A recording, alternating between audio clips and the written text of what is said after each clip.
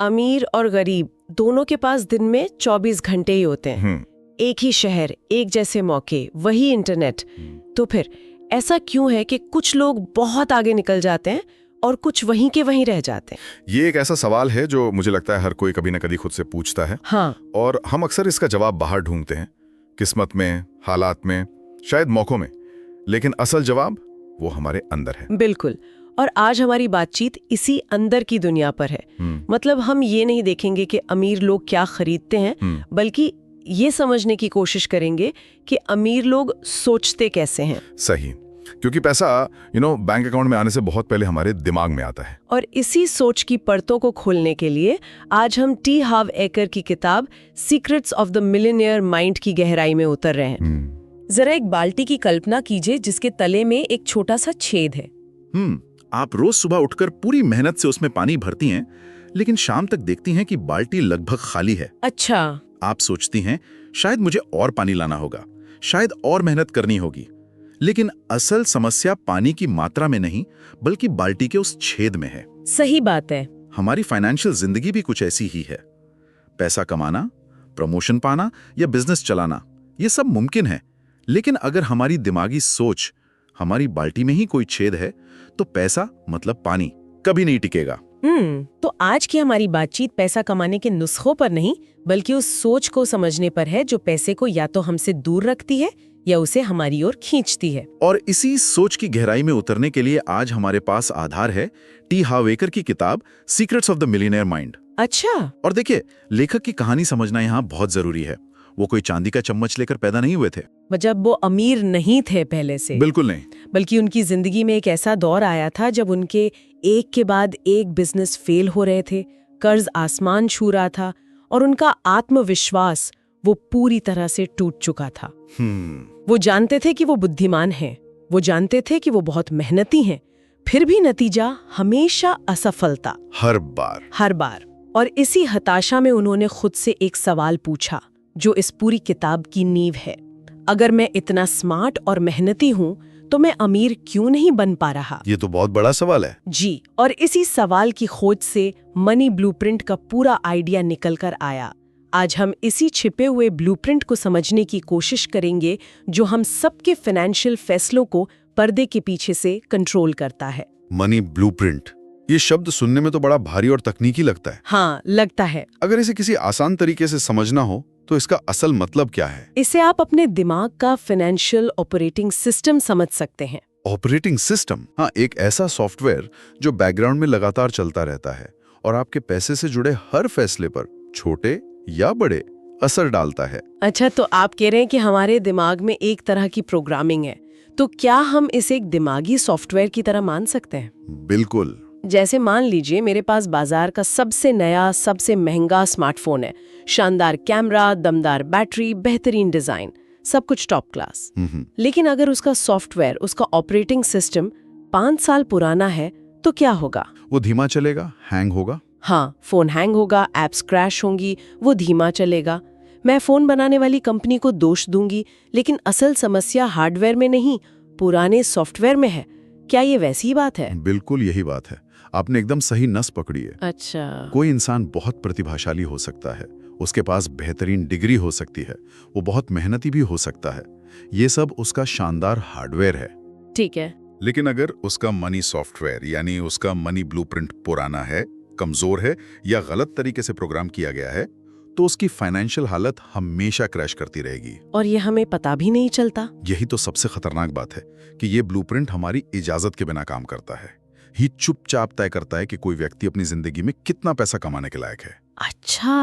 हाँ, क्या वो खुद को उस पैसे का हकदार महसूस करेगा, वो निवेश में जोखिम लेगा या हमेशा सुरक्षित नौकरी में ही फंसा रहेगा? और सबसे जरूरी बात, जब पैसा आ भी जाएगा तो उसके साथ होगा क्या? ये एक अदृश्य थर्मोस्टेट की तरह है जो हमारी फाइनेंशियल सीमाओं को तय कर देता है और हमें इसका एहसास तक नहीं होता। ये तो थोड़ा डरावना भी लगता है कि कोई अदृश्य शक्ति हमें कंट्रोल कर रही है। तो फिर सवाल ये उठता है कि ये ब्लूप्रिंट, ये सॉफ्टवेयर हमारे दिमाग में इंस्टॉल कहाँ से होता है? ये आता कहाँ से है? ये हमारे बचपन से आता है। बचपन से? हाँ, उन तमाम बातों से जो हमने पैसे के बारे में सुनी, उन तमाम दृश्यों से जो हमने अपने घर में देखे। हाँ, ये बात सुन के मुझे अपने घर की याद आ गई। पैसे पर कभी खुलकर बात नहीं होती थी, बस महीने के आखिर में एक चुप्पी सी छा जाती थी। उन दृश्यों को याद कीजिए जो हम सबने कहीं ना कहीं देखे हैं। माँ को घर के बिलों का ढेर देखकर तनाव में आते हुए देखना, बिल्कुल। पिताजी की हर बातचीत में ये सुनना कि महंगाई बहुत बढ़ गई है, खर्चा चलाना मुश्किल है, या वो आम कहावतें पैसे पेड़ पर नहीं उगते और चादर देख के ही पैर पसारने चाहिए। हाँ, इन सब बातों से घर में पैसे का मतलब ही एक समस्या, एक तनाव बन गया था। बिल्कुल। और सिर्फ घर ही नहीं, समाज और रिश्तेदारों से मिलने वाले संदेशों को भी देखिए। जैसे कि बेटा एक सुरक्षित सरकारी नौकरी कर लो, उसी में भलाई है। अपना बिजनेस करने में बहुत जोखिम है, सब डूब जाता है। या फिर ये धारणा कि अमीर लोग तो बेईमान ही होते हैं और ज्यादा पैसा हमेशा मुसीबत ही लाता है। ये तो मैंने बहुत सुना है। हाँ, बचपन में हमारा दिमाग एक स्पंज की तरह होता है ना, वो इन सब बातों को बिना किसी फिल्टर के सोख लेता है। तो इन सब बातों का हमारे दिमाग पर असर कैसे होता है? क्या हम जानबूझकर ये सोचने लगते हैं कि पैसा बुरी चीज है? नहीं, ये जानबूझकर नहीं होता, ये अवचेतन स्तर पर होता है। अच्छा, ये जो बचपन के अनुभव और सुनी सुनाई बातें हैं, ये अनजाने में हमारे दिमाग में एक मानसिक समीकरण, एक कोड लिख देती हैं। किसी ने बैठकर ये फैसला नहीं किया कि उसे पैसे से नफरत करनी है, लेकिन उसके अवचेतन मन ने इन मुशादों से एक पैटर्न बना लिया। मतलब एक कनेक्शन बना लिया। हाँ, दिमाग ने चुपचाप अपने कोड में लिख लिया, पैसा इज इक्वल टू तनाव, पैसा इज इक्वल टू लड़ाई झगड़ा, पैसा इज इक्वल टू असुरक्षा। और कुछ मामलों में तो ये भी कि पैसा इज इक्वल टू बुराई। बिल्कुल, ये कोई सोच समझकर लिया गया फैसला नहीं है, बल्कि ये एक तरह की प्रोग्रामिंग है जो हमारे अंदर बचपन से ही सेट हो जाती है और बड़े होने पर हमारे हर फाइनेंशियल फैसले को प्रभावित करती है, चाहे हमें इसका पता हो या ना हो। और ये ब्लूप्रिंट असल जिंदगी में कैसे काम करता है, इसका एक बहुत ही दिलचस्प उदाहरण स्रोत में दिया गया है। हाँ, वो कहानी बहुत अच्छी है। एक लड़के की कहानी है जो एक सामान्य मध्यम वर्गीय परिवार से था। उसे एक नई नौकरी मिली जिससे उसकी तनख्वाह सीधी दोगुनी हो गई। अरे वाह! उसका पहला विचार था, वाह अब तो जिंदगी सेट है, सारी आर्थिक परेशानियां खत्म। जो कि कोई भी सोचेगा। बिल्कुल, लेकिन उसके दिमागी ब्लूप्रिंट जो सालों से ये मानता आया था कि पैसा बड़ी मुश्किल से आता है और कभी टिकता नहीं, उसने एक अलग ही कहानी शुरू कर दी। उसके दिमाग के पुराने सॉफ्टवेयर ने उसे सिग्नल दिया, इतना सारा पैसा ये तुम्हारे पास कैसे रह सकता है, चलो इसे एंजॉय करते हैं इससे पहले कि ये चला जाए। मतलब खर्च कर दो। हाँ, उसने तुरंत बाजार का सबसे नया फोन खरीद लिया, ईएमआई पर एक महंगी बाइक ले ली, दोस्तों को रोज पार्टियां देने लगा। एक अरे भाई तुम्हारा भाई कमा रहा है वाला एटीट्यूड आ गया। समझ गया। उसने अपना पूरा लाइफस्टाइल इस तरह अपग्रेड कर लिया जैसे उसकी तनख्वाह हमेशा दोगुनी ही रहेगी। और फिर 1 साल बाद नतीजा क्या हुआ? नतीजा ये हुआ कि उसकी बचत शून्य थी। शून्य? जीरो।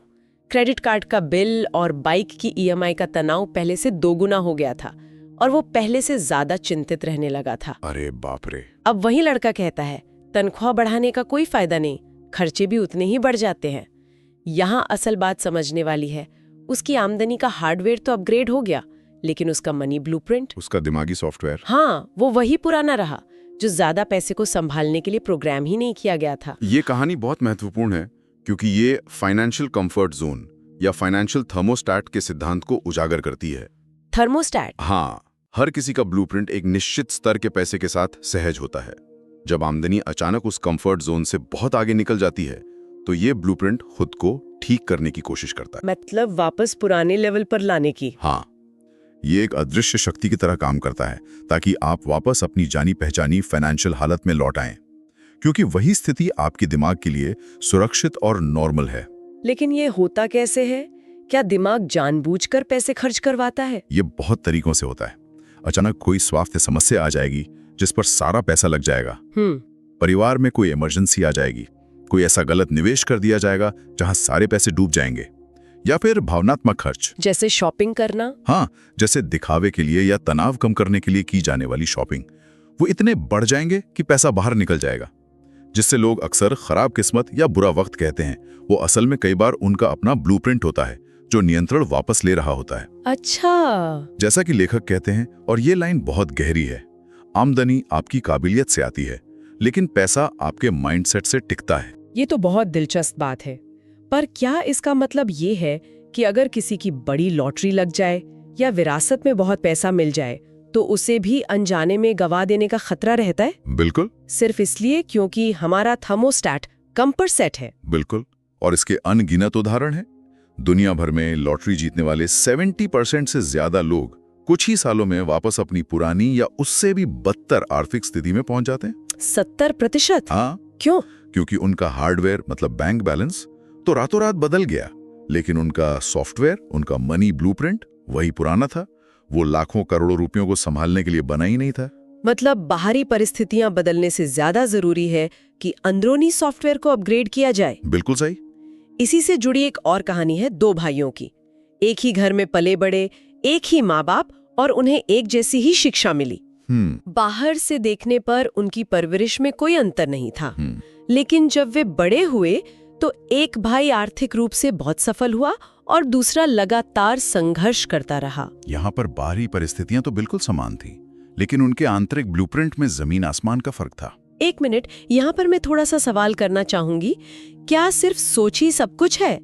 हो सकता है कि दोनों भाइयों को मौके अलग अलग मिले हों या एक की किस्मत बेहतर रही हो। हम अक्सर ऐसा होते हुए देखते हैं। आपका सवाल बहुत जायज है, और ये वो सवाल है जो ज्यादातर लोग पूछेंगे। बाहरी दुनिया में किस्मत और मौके जैसी चीजें होती हैं, इससे इनकार नहीं किया जा सकता। हाँ, लेकिन ये कहानी बताती है कि हमारा ब्लूप्रिंट ये तय करता है कि हम उन मौकों के साथ करते क्या हैं। अच्छा। जो भाई सफल हुआ, जब भी उसके सामने कोई चुनौती आती तो उसका मानना था कोई बात नहीं, नहीं आता तो क्या हुआ, सीखकर हो जाएगा। उसकी सोच थी कि मेहनत और सीखने से किसी भी मुश्किल को पार किया जा सकता है। वो मौकों को ढूंढता था, और जब मौके नहीं मिलते थे तो वो खुद मौके बनाता था। हाँ, और दूसरा भाई, जो भाई संघर्ष कर रहा था, उसकी सोच थी ये सब बहुत मुश्किल है, हम जैसे लोगों के लिए ये सब करना संभव नहीं है। वो हमेशा बाहरी परिस्थितियों को दोष देता था। किस्मत खराब है, सरकार की नीतियां ठीक नहीं है, मेरे पास सही कॉन्टैक्ट्स नहीं है। अच्छा, तो फर्क यहाँ था। देखिए, फर्क कितना सूक्ष्म है। एक का ब्लूप्रिंट उसे समाधान खोजने के लिए प्रेरित कर रहा था, और दूसरे का ब्लूप्रिंट उसे बहाने खोजने के लिए। सही बात है। इसलिए भले ही दोनों को एक जैसे मौके मिले हों, एक ने उन्हें पकड़ा और दूसरे ने उन्हें जाने दिया। सफलता और असफलता का बीज उनकी परवरिश में नहीं, उनकी अपनी अपनी सोच में था। ये सब सुनकर तो कोई भी सोचने पे मजबूर हो जाएगा। तो अब सबसे बड़ा सवाल ये है कि कोई अपने अंदर झांक कर इस अदृश्य ब्लूप्रिंट को पहचाने कैसे? क्या कोई तरीका है? हाँ, बिल्कुल। और इसकी शुरुआत होती है खुद से कुछ ईमानदार सवाल पूछने से। ठीक है। स्रोत में कुछ बहुत सीधे सवाल दिए गए हैं जो हर किसी को खुद से पूछने चाहिए। तो वो सवाल क्या है? पहला सवाल, क्या पैसा आते ही आपके हाथ से फिसल जाता है? क्या महीने के अंत में अक्सर ऐसा लगता है कि पैसा कहाँ गया, पता ही नहीं चला? दूसरा सवाल, क्या पैसा बचाने पर या अपने ऊपर खर्च न करने पर एक तरह का अपराध बोध यानी गिल्ट महसूस होता है? गिल्ट? हाँ, जैसे आपको लगता है कि आप कंजूसी कर रहे हैं या जिंदगी को एंजॉय नहीं कर रहे। अच्छा। और तीसरा, और शायद सबसे महत्वपूर्ण सवाल, क्या कभी कोई बड़ी सफलता मिलने पर, जैसे कोई बड़ा बोनस या प्रमोशन मिलने पर, अंदर से एक धीमी सी आवाज आती है कि शायद मैं इतने पैसे का हकदार नहीं हूं? ये तीसरा सवाल तो बहुत कुछ सोचने पर मजबूर करता है। हाँ, मैं इसके लायक नहीं हूं वाली भावना। बिल्कुल। और अगर इन सवालों का जवाब हाँ में है तो घबराने की जरूरत नहीं है, ये अच्छी खबर है। अच्छी खबर? वो कैसे? अच्छी खबर इसलिए क्योंकि इसका मतलब ये नहीं है कि व्यक्ति गलत है या उसमें कोई कमी है। इसका सिर्फ इतना मतलब है कि उसे इस तरह से प्रोग्राम या ट्रेन किया गया है। अच्छा। ये एक सॉफ्टवेयर की गड़बड़ी है, हार्डवेयर की नहीं। और सबसे अच्छी बात यह है कि जैसे किसी सॉफ्टवेयर को अपडेट किया जा सकता है, वैसे ही इस मानसिक प्रोग्रामिंग को भी बदला जा सकता है, इसे दोबारा लिखा जा सकता है। ये तो बहुत उम्मीद की बात है। जी, लेकिन किसी भी बदलाव का सबसे पहला और सबसे जरूरी कदम होता है समस्या को पहचानना, उस पर रोशनी डालना। जब तक हम ये स्वीकार नहीं करेंगे कि हमारे दिमाग में एक पुराना धीमा सॉफ्टवेयर चल रहा है, तब तक हम उसे बदलने की कोशिश भी नहीं करेंगे। बिल्कुल सही। तो आज के इस पूरी चर्चा का मुख्य सबक यही है। हाँ, अगर कोई भी अपनी वित्तीय स्थिति को स्थायी रूप से बदलना चाहता है, ताकि पैसा सिर्फ आए नहीं बल्कि टिके और बढ़े भी, तो नए निवेश के तरीके सीखने या ज्यादा मेहनत करने से भी पहले जो पहला और सबसे महत्वपूर्ण कदम है, वो है अपने मौजूदा मनी ब्लूप्रिंट को ईमानदारी से पहचानना। बिल्कुल। ये समझना कि पैसे को लेकर हमारी गहरी मान्यताएं क्या हैं, जो हमारे बचपन के अनुभवों और सुनी सुनाई बातों से बनी है। और इस बात पर भी जोर देना जरूरी है कि ये बदलाव एक रात में नहीं होता। नहीं, बिल्कुल नहीं। ये एक प्रक्रिया है, लेकिन इसकी शुरुआत आज, इसी पल से इन सवालों पर सोचने से हो सकती है। और इस चर्चा को समाप्त करने के लिए मैं एक विचारोत्तेजक सवाल के साथ श्रोताओं को छोड़ना चाहूंगा। बताइए। स्रोत की एक अंतिम पंक्ति है जो बहुत शक्तिशाली है और अक्सर गलत समझी जाती है। वो कहते हैं, कहा जाता है कि कोई गरीब पैदा हुआ हो सकता है, लेकिन गरीब मरना एक चुनाव है। ये सुनने में थोड़ा कठोर लगता है। हाँ, पहली बार सुनने में थोड़ी कठोर लग सकती है, लेकिन इसके गहरे अर्थ को समझिए। ये किसी पर दोष नहीं लगा रही, ये हमें हमारी शक्ति का एहसास करा रही है। अच्छा। ये हमें ये सोचने पर मजबूर करती है कि अगर हमारी वित्तीय हकीकत हमारे बाहरी हालातों से ज्यादा हमारे दिमागी सॉफ्टवेयर पर निर्भर करती है, तो फिर असल में अपनी वित्तीय किस्मत पर हमारा कितना नियंत्रण है। ये सवाल हमें अपनी जिम्मेदारियों का एहसास कराता है और हमें अपनी सोच को बदलने की ताकत भी देता है। कभी सोचा है कि ऐसा क्यों है? मतलब कुछ लोग उन्हीं 24 घंटों, उन्हीं मौकों और उसी इंटरनेट का इस्तेमाल करके बहुत आगे निकल जाते हैं, जबकि ज्यादातर लोग वो वहीं के वहीं रह जाते हैं। सही बात है। तो आज की हमारी चर्चा इस बात पर नहीं है कि अमीर लोग क्या करते हैं, बल्कि इस पर है कि अमीर लोग असल में सोचते कैसे हैं। बिल्कुल। उनके दिमाग में ऐसा क्या चलता है जो उन्हें बाकी लोगों से अलग बनाता है। हाँ, और आज जिन स्रोतों पर हम बात कर रहे हैं वो इसी दिमागी बनावट, इसी मेंटल वायरिंग की बात करते हैं। वायरिंग? यूं समझ लीजिए कि हम सबके दिमाग में पैसों को लेकर एक ब्लूप्रिंट होता है, एक तरह की प्रोग्रामिंग जो बचपन से तय हो जाती है। अच्छा। तो आज हम इसी वायरिंग को समझने और इसे बदलने की बात करेंगे। स्रोतों में 17 ऐसी सोच या मानसिकताएं बताई गई हैं जिन्हें वेल्थ फाइल्स कहा गया है। Wealth files? हाँ, ये वो नए सॉफ्टवेयर है जिन्हें पुरानी खराब प्रोग्रामिंग की जगह इंस्टॉल करना होता है। फाइनेंशियल ब्रेन को रीवायर करना, ये सुनने में ही काफी दिलचस्प लग रहा है। तो चलिए इस रीवायरिंग की प्रक्रिया को शुरू करते हैं। जी। सबसे पहला और सबसे बुनियादी तार कौन सा है जिसे हमें ठीक करना होगा? देखिए, सबसे पहला और सबसे जरूरी कनेक्शन है जिम्मेदारी का। जिम्मेदारी? हाँ, स्रोत में पहली वेल्थ फाइल यही है। अमीर मानसिकता वाले लोग मानते हैं मैं अपनी जिंदगी खुद बनाता हूँ। और गरीब मानसिकता वाले? वो मानते हैं जिंदगी मेरे साथ होती है। मतलब एक ड्राइवर सीट पर है, दूसरा पैसेंजर सीट पर बैठकर बस शिकायत कर रहा है। हाँ, ये तो हम रोज देखते हैं। सिस्टम खराब है, सरकार कुछ नहीं करती, किस्मत ही फूटी है, बॉस ठीक नहीं है। हाँ, ये सारी शिकायतें। स्रोत में इसका कोई ठोस उदाहरण है जो इस फर्क को साफ करता हो? हाँ, एक बहुत अच्छा उदाहरण है। सोचिए, 2 लोग हैं और दोनों को एक ही दिन नौकरी से निकाल दिया जाता है। ठीक है। मेरी तो किस्मत ही खराब है। वो दूसरों को दोष दे रहा है। बिल्कुल। वो खुद को एक पीड़ित, एक विक्टिम की तरह देख रहा है। और दूसरा इंसान घर आकर कहता है ठीक है, ये हुआ, ये मेरे कंट्रोल में नहीं था, लेकिन अब मैं क्या कर सकता हूँ, ये मेरे कंट्रोल में है। राइट। शायद ये एक मौका है अपना कुछ शुरू करने का या कोई नई स्किल सीखने का। देखिए, हालात एक जैसे हैं, लेकिन रिएक्शन में जमीन आसमान का फर्क है। एग्जैक्टली।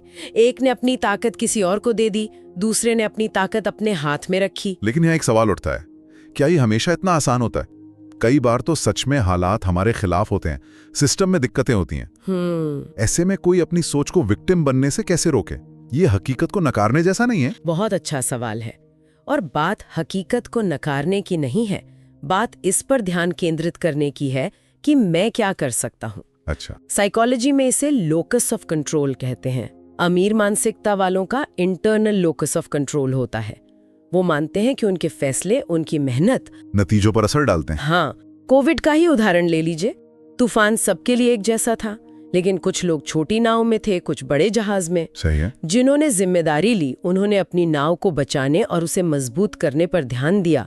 कुछ ने अपने बिजनेस को ऑनलाइन कर लिया, कुछ ने नई सर्विसेज शुरू कर दी। उन्होंने उस संकट में भी अवसर खोजा। बिल्कुल, उन्होंने उस चीज पर फोकस किया जिसे वे नियंत्रित कर सकते थे। मतलब पहला कदम है स्टीयरिंग व्हील को अपने हाथ में लेना। अपने हाथ में लेना, बिल्कुल। ये मानना कि गाड़ी किधर जाएगी, ये काफी हद तक मुझ पर निर्भर करता है। ठीक है, तो मान लिया कि हमने ये पहली रीवायरिंग कर ली। अब गाड़ी को लेके कहाँ जाना है, ये मुझे अगले पॉइंट पर लाता है, जो महत्वाकांक्षा मतलब एम्बिशन से जुड़ा है। हाँ, और ये सीधे तौर पर हमारी दूसरी वेल्थ फाइल से जुड़ता है। अमीर लोग जीतने के लिए खेलते हैं। जबकि गरीब लोग हार से बचने के लिए खेलते हैं। बिल्कुल। इसे थोड़ा और समझाइए। जीतने के लिए खेलना और हार से बचने के लिए खेलना सुनने में एक जैसा लगता है, पर शायद इसमें गहरा अंतर है। बहुत बड़ा अंतर है। इसे एक फुटबॉल मैच की तरह सोचिए। ठीक है। एक टीम सिर्फ इसलिए खेल रही है कि गोल ना हो जाए। वो पूरा समय डिफेंस करती रहती है। उनका लक्ष्य है मैच को ड्रॉ कराना। हाँ, यानी हार से बचना। दूसरी टीम जीतने के लिए खेल रही है। वो अटैक करती है, रिस्क लेती है, गोल करने की कोशिश करती है। अब बताइए, किसके जीतने की संभावना ज्यादा है? जाहिर है जो टीम अटैक कर रही है। तो इसका असली जिंदगी में क्या मतलब हुआ? असली जिंदगी में हार से बचने के लिए खेलने का मतलब है सिर्फ सर्वाइवल की सोचना। बस इतनी नौकरी मिल जाए कि बिल भर जाए, बस इतना पैसा आ जाए कि गुजारा हो जाए। यहाँ लक्ष्य सुरक्षा है, दौलत नहीं। और जीतने के लिए खेलना, उसका मतलब है दौलत और प्रचुरता, मतलब अबंडेंस का लक्ष्य रखना। मैं ऐसा क्या करूं कि मुझे कभी बिल की चिंता ही ना करनी पड़े? मैं वित्तीय रूप से आजाद कैसे हो सकता हूं? एक का फोकस डर पर है, दूसरे का अवसर पर। बिल्कुल। एक कमी पर फोकस कर रहा है, दूसरा बढ़ोतरी पर। और इसी से शायद बड़ी सोच और छोटी सोच का आइडिया जुड़ता है। हाँ, अगर लक्ष्य सिर्फ हार से बचना है तो सोच अपने आप छोटी हो जाएगी। बिल्कुल। स्रोत कहता है कि आपका इनकम आपके वैल्यू के सीधे अनुपात में होता है। आप बाजार में कितनी वैल्यू देते हैं? अच्छा। एक छोटी दुकान खोलकर आप कुछ 100 लोगों की मदद कर सकते हैं। ये छोटी सोच है। लेकिन एक ऐसा ब्रांड बनाने की सोचना जिसकी कई शाखाएं हों, जो हजारों लोगों की जरूरत पूरी करे और सैकड़ों लोगों को रोजगार दे, ये बड़ी सोच है। दुनिया बड़ी समस्याओं को हल करने वालों को बड़ा इनाम देती है। बात तो सही है। अगर आपका लक्ष्य सिर्फ अपने बिल भरना है तो आप दुनिया की कोई बड़ी समस्या हल नहीं कर रहे। लेकिन क्या इसमें एक खतरा नहीं है? हर कोई एक बड़ा ब्रांड नहीं बना सकता। क्या ये बड़ी सोच लोगों को अवास्तविक उम्मीदें नहीं देती, जिससे वे कोशिश करके असफल होने पर निराश हो सकते हैं? ये सवाल बहुत जरूरी है। देखिए, स्रोत ये नहीं कहता कि हर कोई बिल गेट्स बन जाएगा। मुद्दा नतीजे का नहीं, सोच की प्रक्रिया का है। अच्छा, प्रक्रिया का। हाँ, जब आप बड़ा सोचते हैं तो आप अपनी क्षमताओं को खींचते हैं, आप नई चीजें सीखते हैं, आप बड़े लोगों से जुड़ते हैं। हो सकता है आप चांद तक ना पहुंचे, लेकिन आप सितारों तक जरूर पहुंच जाएंगे। बिल्कुल। छोटी सोच वाला व्यक्ति तो अपना लॉन्च पैड ही नहीं छोड़ेगा। असफलता का डर उसे वहीं रोक कर रखेगा। बड़ी सोच आपको एक्शन लेने के लिए मजबूर करती है, और एक्शन से ही कुछ न कुछ नतीजा निकलता है, भले ही वो उम्मीद से अलग हो। ठीक है, तो हमने अपने दिमागी वायरिंग के 2 बड़े हिस्सों पर बात की, जिम्मेदारी लेना और बड़ा सोचना। लेकिन एक और मेंटल ब्लॉक है जिसके बारे में स्रोत बात करता है, और ईमानदारी से कहूं तो ये वाला पॉइंट मेरे लिए चौंकाने वाला था। कौन सा? ये दौलत और अमीर लोगों के प्रति हमारे नजरिए के बारे में है। हाँ, ये एक बहुत ही संवेदनशील लेकिन शक्तिशाली वेल्थ फाइल है। बताइए।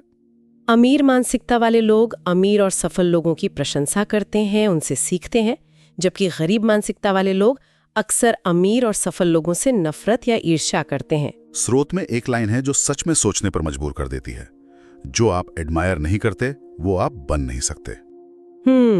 इसका मतलब अगर हम अंदर ही अंदर अमीरों को लालची, बेईमान या किस्मत वाला मानकर नापसंद करते हैं तो हम अनजाने में खुद को सफल होने से रोक रहे हैं। हाँ, ये तो कमाल सी बात है। यह एक गहरा मनोवैज्ञानिक जाल है। सोचिए, अगर आपके अवचेतन मन में ये बात बैठी है कि पैसा सारी बुराई की जड़ है या अमीर लोग बुरे होते हैं, तो आप खुद कभी अमीर क्यों बनना चाहेंगे? सही बात है, कोई भी बुरा नहीं बनना चाहता। तो जैसे ही आपके पास अमीर बनने का कोई बड़ा मौका आएगा, आपका अवचेतन मन कोई ना कोई ऐसी गड़बड़ कर देगा कि आप उस मौके को गवा दें। मतलब दिमाग खुद ही एक तरह का रोड ब्लॉक लगा देता है। बिल्कुल। यह खुद को बचाने का एक तरीका है, उस बुरी चीज से दूर रहने का। तो इसका समाधान क्या है? क्या इसका मतलब है कि हर अमीर इंसान की पूजा की जाए? उनमें से कुछ तो वाकई गलत तरीकों से पैसा कमाते हैं। नहीं, बिल्कुल नहीं। इसका मतलब अंधा अनुकरण नहीं है।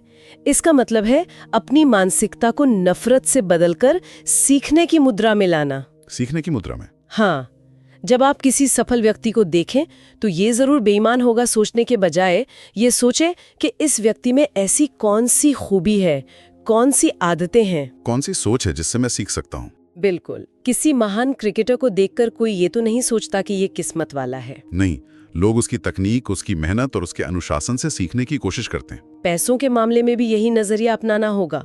सफलता को एक कला की तरह देखना होगा जिसे सीखा जा सकता है। और शायद इसी से ये बात भी जुड़ती है कि आप कैसे लोगों के साथ उठते बैठते हैं। हाँ, अगर आप ऐसे लोगों के बीच हैं जो हमेशा अमीरों की बुराई करते हैं, तो आपकी सोच भी वैसी हो जाएगी। बिल्कुल। ऊर्जा संक्रामक होती है और इसी से जुड़ा एक और बिंदु है अपनी वैल्यू को दुनिया के सामने रखने की हिम्मत। अच्छा। स्रोत कहता है कि अमीर मानसिकता वाले लोग अपने काम और अपनी वैल्यू को प्रमोट करने में शर्माते नहीं। उन्हें पता है कि अगर उनके पास कोई अच्छा प्रोडक्ट या सर्विस है तो उसे ज्यादा से ज्यादा लोगों तक पहुंचाना उनकी जिम्मेदारी है। जबकि गरीब मानसिकता वाले लोग अक्सर सेलिंग या प्रमोशन को कुछ गलत या नीचा काम समझते हैं। हाँ, ये उस प्रतिभाशाली कलाकार की तरह है जो शानदार पेंटिंग बनाता है लेकिन उन्हें अपने स्टूडियो में ही छिपा कर रखता है। हुनर का कोई फायदा नहीं अगर दुनिया उसे देख ही ना पाए। बिल्कुल। ठीक है, तो हमने मानसिकता के 3 बड़े स्तंभों पर बात की, जिम्मेदारी, महत्वाकांक्षा और दौलत के प्रति एक सकारात्मक नजरिया। ये सब सोच की बातें हैं, यानी क्यों। लेकिन अब कैसे पर आते हैं। सिर्फ सोचने से तो बैंक बैलेंस नहीं बदलता। सही बात है। यहीं पर शायद वो आदतें काम आती हैं जिनके बारे में स्रोत बात करता है। हाँ, अब हम वायरिंग से निकलकर प्रैक्टिकल टूलकिट पर आ रहे हैं। सोच को हकीकत में बदलने वाली आदतें। और इसमें सबसे पहली और सबसे बड़ी आदत है अपने फोकस को बदलने की। फोकस को बदलने से क्या मतलब है? ज्यादातर लोग अपनी सैलरी या महीने की कमाई पर ध्यान देते हैं। मेरी सैलरी कितनी है। लेकिन स्रोत कहता है कि अमीर मानसिकता वाले लोग अपनी नेट वर्थ पर ध्यान देते हैं। नेटवर्थ? नेटवर्थ यानी आपके कुल संपत्ति मतलब एसेट्स में से आपकी कुल देनदारियों मतलब लायबिलिटीज को घटाकर जो बचता है। सैलरी और नेटवर्थ, इसे किसी आसान उदाहरण से समझा सकते हैं? इसे ऐसे समझिए, सैलरी आपके महीने की रिपोर्ट कार्ड है और नेटवर्थ आपकी पूरी जिंदगी की बैलेंस शीट है। बिल्कुल। एक दिखाता है कि आप इस महीने कितना तेज दौड़े, दूसरा दिखाता है कि आप असल में रेस में कहाँ खड़े हैं। सैलरी आपको आज का खर्च चलाने में मदद करती है जिसे स्रोत सुरक्षा कहता है। लेकिन असली वित्तीय आजादी आपकी नेटवर्थ से आती है जिसे स्रोत आजादी कहता है। जब आपका ध्यान नेटवर्थ पर होता है तो आप सिर्फ कमाने पर नहीं बल्कि बचाने, निवेश करने और संपत्ति बनाने पर भी ध्यान देते हैं। ये एक बहुत बड़ा बदलाव है। तो नेटवर्थ बढ़ाने के लिए दूसरी कौन सी आदतें हैं? स्रोत में पैसे के मैनेजमेंट के बारे में भी कुछ कहा गया है। हाँ, लेकिन ये सवाल अक्सर उठता है कि जब पैसे हों ही कम तो मैनेज क्या करें? ये एक क्लासिक दुविधा है, लेकिन स्रोत इसका बहुत सीधा जवाब देता है। क्या? वो कहता है जब तक आप ये साबित नहीं करते कि आप जो आपके पास है उसे संभाल सकते हैं तब तक आपको और नहीं मिलेगा। आदत रकम से ज्यादा जरूरी है। अगर आप 100 रुपए को मैनेज नहीं कर सकते तो आप 1 लाख रुपए को भी नहीं संभाल पाएंगे। हाँ। इसे ऐसे सोचें कि आपको बंदरगाह में एक छोटी नाव संभालना सीखना होगा, तभी ब्रह्मांड आपको खुले समुद्र के लिए एक बड़ा जहाज देगा। तो व्यवहारिक कदम क्या होगा? व्यवहारिक कदम है पैसे को मैनेज करने की एक आदत डालना, चाहे रकम कितनी भी छोटी क्यों ना हो। स्रोत एक सरल सिस्टम सुझाता है, अपनी आय को अलग अलग हिस्सों में बांटें, खर्च के लिए, बचत के लिए, निवेश के लिए, सीखने के लिए और यहाँ तक कि मस्ती के लिए भी। तो पैसे को सिर्फ खर्च करने का जरिया नहीं समझना है। नहीं, अमीर मानसिकता पैसे को एक कर्मचारी की तरह देखती है जिसे काम पर लगाना है। हर रुपया एक बीज है जिसे या तो आप खा सकते हैं या फिर उसे बो सकते हैं ताकि वो एक पेड़ बने और आपको और फल दे। और पैसों को काम पर लगाने का सबसे अच्छा तरीका शायद पैसिव इनकम है। बिल्कुल, जिसके बारे में स्रोत बात करता है। अमीर लोग समय बेचकर पैसा नहीं कमाते, वे सिस्टम बनाकर पैसा कमाते हैं। ऐसा सिस्टम जहां पैसा आपके लिए काम करे तब भी जब आप सो रहे हों। जैसे किराए की प्रॉपर्टी या स्टॉक मार्केट या कोई ऑनलाइन बिजनेस हो सकता है। लक्ष्य ये है कि आप हमेशा पैसे के लिए काम न करें, बल्कि एक दिन पैसा आपके लिए काम करना शुरू कर दे।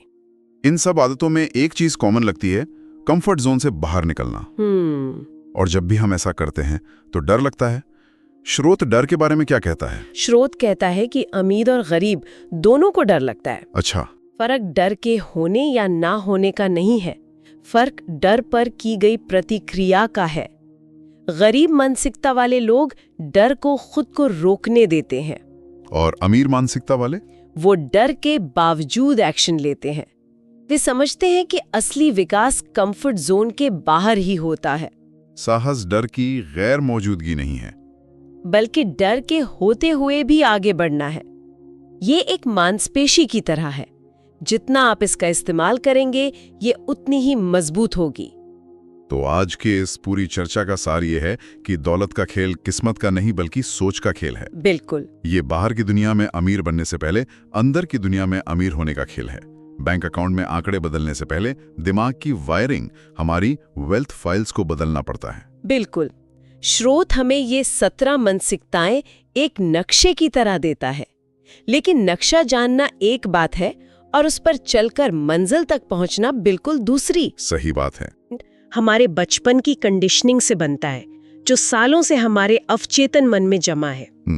तो उस पुरानी प्रोग्रामिंग को मिटाकर इन नए फाइल्स को अपने दिमाग में स्थायी रूप से स्थापित करने के लिए कौन सा एक ठोस और लगातार दोहराया जाने वाला कदम आज उठाया जा सकता है? क्योंकि सिर्फ जानकारी से बदलाव नहीं आता है, बदलाव अमल करने से आता है। एक बहुत ही आम कहावत है, पैसा कमाना आसान है, संभालना मुश्किल। लेकिन असल में ये कहानी का सिर्फ आधा हिस्सा है। मुझे लगता है पूरी बात यह है, जो पैसा संभाल नहीं सकता वो ज्यादा कमा भी नहीं सकता, और जो कमा नहीं सकता वो जिंदगी भर बस भागता रहता है। हम सब ने स्कूल में पाइथागोरस थ्योरम से लेकर मुगल सल्तनत तक सब कुछ पढ़ा, लेकिन जब पहली सैलरी अकाउंट में आई तो किसी ने ये नहीं सिखाया कि अब इसका करना क्या है, इसे मैनेज कैसे करना है, इसे बढ़ाना कैसे है। और यही वजह है कि बहुत से लोग अच्छी खासी कमाई के बावजूद महीने के अंत में स्ट्रगल करते हैं। आज की हमारी ये बातचीत किसी मोटिवेशनल स्पीच के बारे में नहीं है, ये एक प्रैक्टिकल ब्लूप्रिंट है अमीर बनने के आइडिया से आगे बढ़कर अमीर बने रहने के सिस्टम को समझने का। बिल्कुल। माइंडसेट की बातें बहुत होती हैं, लेकिन माइंडसेट बदलने के बाद अगर कोई सिस्टम ना हो तो सब कुछ वापस वहीं आ जाता है। ये बिल्कुल वैसा ही है जैसे न्यू ईयर पर जिम ज्वाइन तो कर लिया, पर वर्कआउट का कोई प्लान ही नहीं है। हम सब ने वो अनुभव किया है, पहली तारीख को अकाउंट भरा हुआ लगता है और 25 तारीख आते आते एक अजीब सा तनाव होने लगता है, और लोग कहते हैं पता नहीं पैसा कहाँ चला गया। सच तो ये है कि पैसा कहीं गया नहीं, उसे कोई डायरेक्शन ही नहीं दिया गया था। अमीर लोग पैसे को इमोशन से नहीं, एक सिस्टम से चलाते हैं। उनके लिए पैसा एक कर्मचारी है और हर कर्मचारी को काम करने के लिए साफ निर्देश चाहिए। तो चलिए इसी सिस्टम को खोलते हैं। हमारे पास जो जानकारी है उसमें पैसे को मैनेज करने के लिए एक 4 जार सिस्टम का जिक्र है। सुनने में बड़ा सिंपल लगता है, लेकिन कहते हैं कि ये बहुत पावरफुल है। चलिए इसे एक उदाहरण से समझते हैं। मान लीजिए कोई है राहुल, जो महीने का 50,000 रुपए कमाता है। अब तक उसका पैसा बस आता था और चला जाता था। इस सिस्टम से राहुल अपनी सैलरी को कैसे देखेगा? ये एक बेहतरीन तरीका है शुरू करने का। तो राहुल की 50,000 रुपए की सैलरी आते ही वो उसे 4 अलग अलग हिस्सों या जार में बांट देगा। पहला और सबसे बड़ा जार है जरूरतों का, नेसेसिटीज का। इसमें उसकी सैलरी का लगभग 50 से 55% हिस्सा यानी करीब 27,500 रुपए जाएंगे। इसमें घर का किराया, बिल, राशन, ट्रांसपोर्ट जैसे सारे जरूरी खर्चे आते हैं। 1 मिनट, यहीं पर मुझे एक सवाल पूछना है। 55%, ये सुनने में तो अच्छा लगता है, लेकिन क्या ये असल जिंदगी में प्रैक्टिकल है? कोई अगर दिल्ली या मुंबई जैसे शहर में रह रहा है जहां किराया ही 50-60% सैलरी खा जाता है, वो इस नियम को कैसे लागू करेगा? ये तो शुरू होने से पहले ही फेल हो गया। बहुत जरूरी सवाल है ये, और यही वो बारीकी है जहां लोग अक्सर हार मान लेते हैं। देखिए, ये 55% एक पत्थर की लकीर नहीं है, ये एक लक्ष्य है, एक आइडियल है। अगर आज किसी का किराया ही 60% है तो वो इस सिस्टम को इस्तेमाल नहीं कर सकता, ऐसा नहीं है। पॉइंट ये है कि उसे ये पता चल गया कि उसकी जीवन शैली उसकी कमाई के अनुपात में बहुत महंगी है। अब उसके पास 2 रास्ते हैं, या तो कमाई बढ़ाए या खर्चे कम करे। असली खेल है लाइफस्टाइल इन्फ्लेशन को कंट्रोल करना। जैसे ही सैलरी 30,000 से 50,000 हुई, लोगों की EMI भी 10,000 से 25,000 हो जाती है।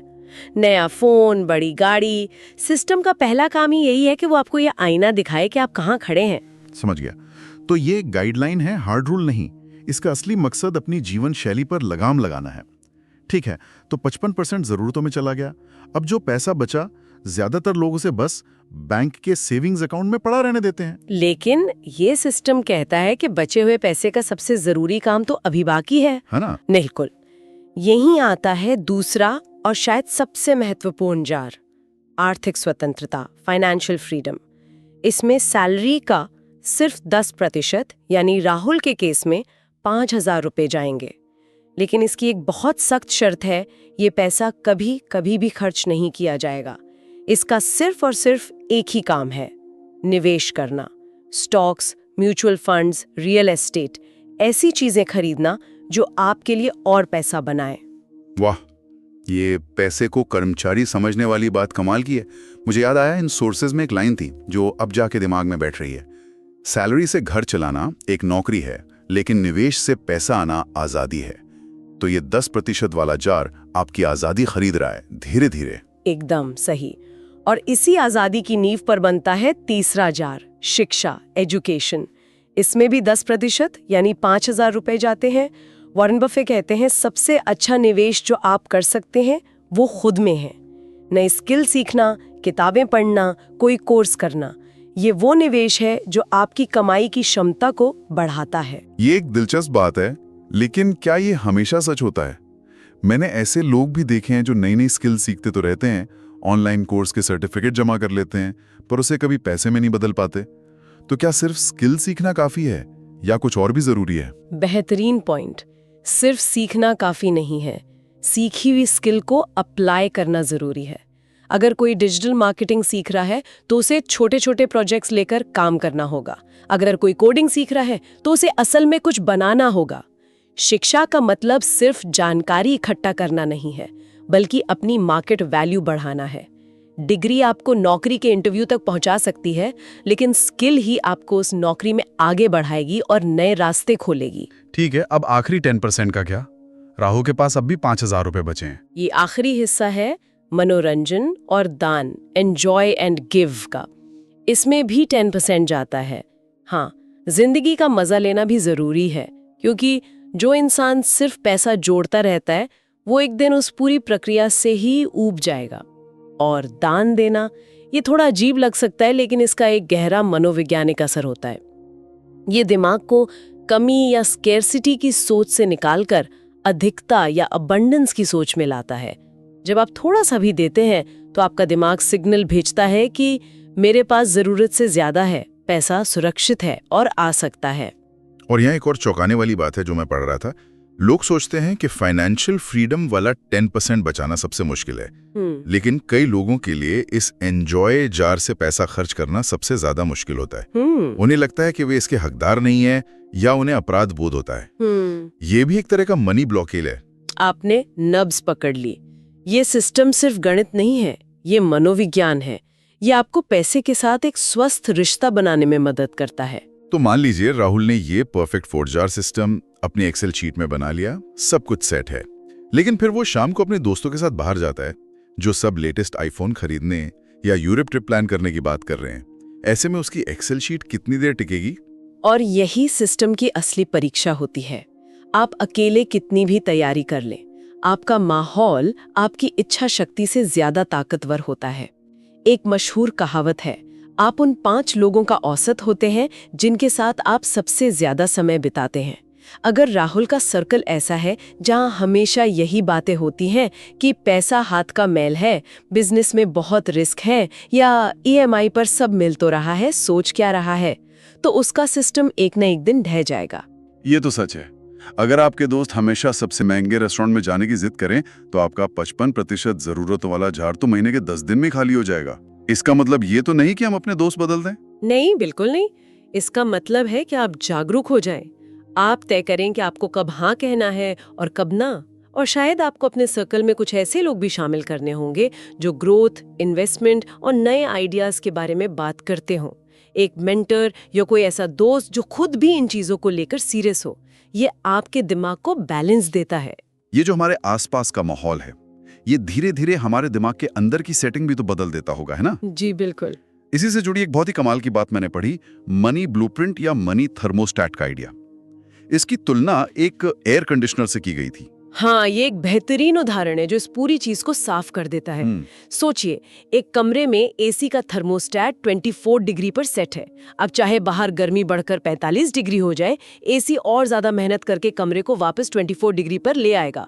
और अगर बाहर ठंड हो जाए तो भी वो कमरे को 24 पर ही रखेगा। हाँ, तो आप कह रहे हैं कि मेरे दिमाग में भी एक एसी लगा हुआ है जिसका थर्मोस्टैट एक खास इनकम पर सेट है, और जैसी मेरी सैलरी बढ़ती है वो एसी चालू हो जाता है और मेरे बैंक अकाउंट को वापस ठंडा करके उसी लेवल पर ले आता है। बिल्कुल, यही होता है। हर किसी का एक इनकम थर्मोस्टैट सेट होता है जो बचपन के अनुभवों, सुनी सुनाई बातों और माहौल से बनता है। अगर किसी का थर्मोस्टैट 30,000 रुपए महीने पर सेट है, तो जैसे ही उसे प्रमोशन मिलकर 50,000 मिलेंगे, अचानक घर में कोई बड़ी बीमारी आ जाएगी या गाड़ी का एक्सीडेंट हो जाएगा या कोई नुकसान हो जाएगा और वो घूम फिर कर वापस 30,000 वाली आर्थिक स्थिति में आ जाएगा। उसे लगेगा कि ये बुरी किस्मत है, लेकिन असल में ये उसका अवचेतन मन है जो उसे उसके कंफर्ट जोन में वापस खींच रहा है। ये तो बहुत डरावनी बात है। मतलब हम एक अदृश्य दीवार से लड़ रहे हैं, तो फिर राहुल जैसे किसी व्यक्ति को कैसे पता चलेगा कि उसका थर्मोस्टैट किस तापमान पर सेट है, और सबसे जरूरी उस सेटिंग को बदला कैसे जा सकता है? इसे बदलने के 3 कदम हैं। पहला है जागरूकता, अवेयरनेस। बस ध्यान देना शुरू करें कि आप पैसे के बारे में क्या सोचते और कहते हैं। जब कोई महंगी गाड़ी देखते हैं तो पहला विचार क्या आता है? जरूर 2 नंबर का पैसा होगा, या वाह, इस इंसान ने जरूर कुछ बड़ा किया होगा। या जब कोई बड़ा बिल आता है तो क्या मुंह से निकलता है, हे भगवान फिर खर्चा? या आप सोचते हैं शुक्र है मेरे पास इसे चुकाने के लिए पैसे हैं। ये छोटी छोटी बातें आपकी प्रोग्रामिंग दिखाती हैं। बिल्कुल। दूसरा कदम है सवाल करना, क्वेश्चन। जब आप अपनी किसी मान्यता को पकड़ें, जैसे पैसा कमाना बहुत मुश्किल है, तो खुद से पूछें, ये सोच मेरी मदद कर रही है या मेरा नुकसान कर रही है? क्या ये 100% सच है या बस एक कहानी है जो मैंने सुन रखी है? ये सवाल उस मान्यता की पकड़ को ढीला कर देता है। और तीसरा और आखिरी कदम होगा उस पुरानी बेकार मान्यता को एक नई ताकतवर मान्यता से बदलना। हाँ, इसे कहते हैं बदलाव, रिप्लेस। पुरानी सोच को एक नई सोच से बदलना और उसे रोज दोहराना। जैसे पैसा मुश्किल से आता है की जगह पैसा मेरे पास आसानी से और कई स्रोतों से आता है, या मैं पैसा मैनेज नहीं कर सकता की जगह मैं एक बेहतरीन मनी मैनेजर हूँ। ये एक तरह की मेंटल जिमिंग है। शुरुआत में अजीब लगेगा, लेकिन बार बार करने से दिमाग की वायरिंग बदल जाती है। ठीक है, तो सिस्टम बन गया, माहौल पर काम हो गया और दिमाग को भी रीप्रोग्राम कर लिया। लेकिन अब आता है असली पल, जब उस 10% वाले फाइनेंशियल फ्रीडम जार से पहला 5,000 रुपए निकालकर कहीं इन्वेस्ट करना है या अपनी स्किल को इस्तेमाल करके पहला क्लाइंट ढूंढना है। और तभी एक डर की दीवार सामने आ खड़ी होती है, एक्शन लेने का डर। मुझे लगता है ज्यादातर लोग यहीं आकर रुक जाते हैं। आपने सही कहा, ये आखिरी और सबसे बड़ी बाधा है। एक बहुत बड़ी गलतफहमी है कि अमीर या कामयाब लोग निडर होते हैं। सच ये है कि वो भी डरते हैं। फर्क सिर्फ इतना है कि गरीब सोच वाला इंसान डर को रुकने का सिग्नल मानता है, जबकि अमीर सोच वाला इंसान डर को आगे बढ़ने का सिग्नल मानता है। उसे पता है कि कंफर्ट जोन के बाहर ही ग्रोथ है। पर क्या ये डर एक जैसा होता है? एक मिडिल क्लास इंसान जो अपनी जिंदगी की पहली SIP 5,000 रुपए की शुरू करने से डर रहा है, उसका डर एक करोड़पति के 10 लाख के नए निवेश के डर से बहुत अलग महसूस होता होगा। उस पहले कदम को उठाने के डर से कैसे पार पाया जाए जब दांव पर लगी चीज बहुत बड़ी महसूस हो रही हो? यहाँ पर एक लाइन जो मुझे हमेशा याद रहती है, वो है, परफेक्ट प्लान गरीबों का सबसे पसंदीदा बहाना होता है। लोग सही समय, सही ज्ञान, सही मौके का इंतजार करते रह जाते हैं। उस डर को जीतने का एक ही तरीका है, एक्शन को इतना छोटा कर दो कि डर को आप पर हंसने का मौका ही ना मिले। 5,000 की SIP से डर लग रहा है, 500 रुपए से शुरू करो। पहला क्लाइंट ढूंढने से डर लग रहा है, बस एक इंसान को मुफ्त में अपनी सर्विस देकर देखो। लक्ष्य पैसा कमाना नहीं, लक्ष्य उस एक्शन लेने वाले मसल को बनाना है। मतलब तैयार होने से पहले शुरू करो और चलते चलते सुधार करो। पहली कोशिश खराब होगी, होने दो। दूसरा निवेश शायद नुकसान देगा, देने दो। इसे हार या फेलियर की तरह मत देखो, इसे डेटा या सीख की तरह देखो। आपने 500 रुपए खोए नहीं, आपने 500 रुपए में एक जरूरी सबक खरीदा है। जो इंसान 5 साल इंतजार करता है वो वहीं खड़ा रहता है। जो 6 महीने में गलती करके सीख लेता है वो मीलों आगे निकल जाता है। तो आज की इस पूरी बातचीत को अगर हम समेटें तो अमीर बने रहने की यात्रा सिर्फ पैसों के बारे में नहीं है। ये एक सिस्टम बनाने, जैसे 4 जार सिस्टम, अपने माहौल को बेवोस होकर चुनने, अपने दिमाग के अंदरूनी मनी थर्मोस्टैट को रीसेट करने, और सबसे बढ़कर डर के बावजूद वो पहला छोटा कदम उठाने के बारे में है। और इन सब के पीछे एक बड़ी सोच है जो इन सब चीजों को एक साथ जोड़ती है। अमीर बनना स्वार्थी होना नहीं है, ये एक जिम्मेदारी है। क्योंकि जब आपके पास संसाधन होते हैं तो आप न सिर्फ अपने परिवार का भविष्य सुरक्षित करते हैं, बल्कि दूसरों की मदद करने के काबिल भी बनते हैं। आप अपने लिए विकल्प चुन सकते हैं और सही मायनों में अपनी जिंदगी अपनी शर्तों पर जी सकते हैं। दुनिया में आने का मकसद सिर्फ गुजारा करना नहीं है, बल्कि कुछ बनाना और योगदान देना है। बिल्कुल। और इसी विचार के साथ हम आज की ये गहरी पड़ताल समाप्त करते हैं। एक अंतिम विचार जो हमारे सुनने वालों के लिए है, अगर इस बातचीत के किसी भी हिस्से ने आपको थोड़ा भी असहज या बेचैन किया है तो रुक कर सोचिए कि पैसे को लेकर आपकी वो कौन सी गहरी मान्यता है जिसे आज चुनौती मिली है, और उस मान्यता को तोड़ने के लिए डर के बावजूद वो सबसे पहला सबसे छोटा कदम क्या हो सकता है जो आज ही उठाया जा सकता है।